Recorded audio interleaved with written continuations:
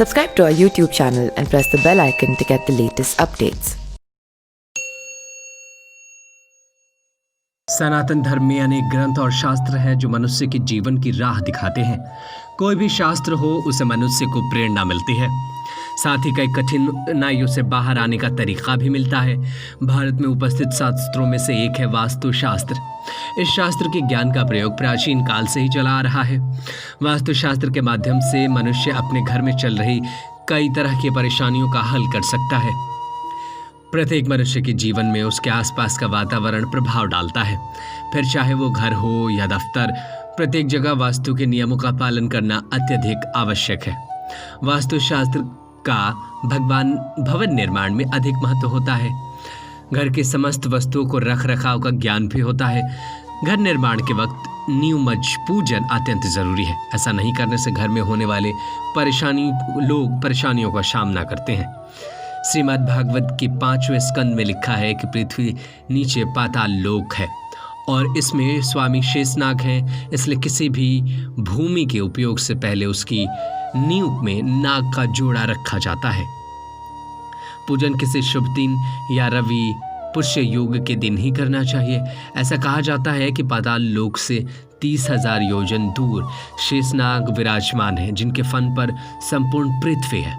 शेषनाग पृथ्वी की रक्षा करते हैं, इसलिए नींव की पूजा के समय चांदी के नाग की पूजा की जाती है और फिर इसे नींव में रख दिया जाता है।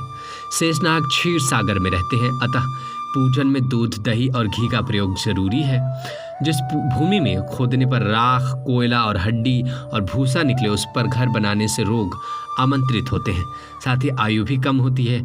यदि ऐसी हो तो संबंधित उपाय करवाने के बाद ही घर बनवाएं। वैशाख, श्रावण, कार्तिक, मार्गशीर्ष, फाल्गुन चंद्रमास में ही ग्रह आरंभ शुभ माना जाता है। अन्य चंद्रमासों में ग्रह आरंभ करने से बचना चाहिए। वैशाख में ग्रह आरंभ करने से धन और पुत्र की प्राप्ति होती है। श्रावण में धन और पशु और मित्रों की प्राप्ति होती है। कार्तिक में सर्व सुख की प्राप्ति होती है। मार्गशीर्ष उत्तम भोजन की प्राप्ति होती है। फाल्गुन में धन और सुख की प्राप्ति होती है और वंश वृद्धि होती है। नींव पूजन और भवन निर्माण के समय ध्रुव तारे का स्मरण जरूर करें। संध्या काल और मध्य रात्रि में नींव कभी नहीं रखें। ईंट, पत्थर और लकड़ी इत्यादि सामान्य नया उपयोग करना चाहिए। एक घर का सामान दूसरे में लगाना हानिकारक होता है। भूमि पूजन के बाद नींव की खुदाई ईशान कोण से ही आरंभ करें। ईशान के बाद आग्नेय कोण की खुदाई करें। आग्नेय के बाद वायव्य कोण, वायव्य कोण के बाद नैऋत्य कोण की खुदाई करें। कोणों की खुदाई के बाद दिशा की खुदाई करें। पूर्व, उत्तर, पश्चिम, दक्षिण में क्रमशः खुदाई करें।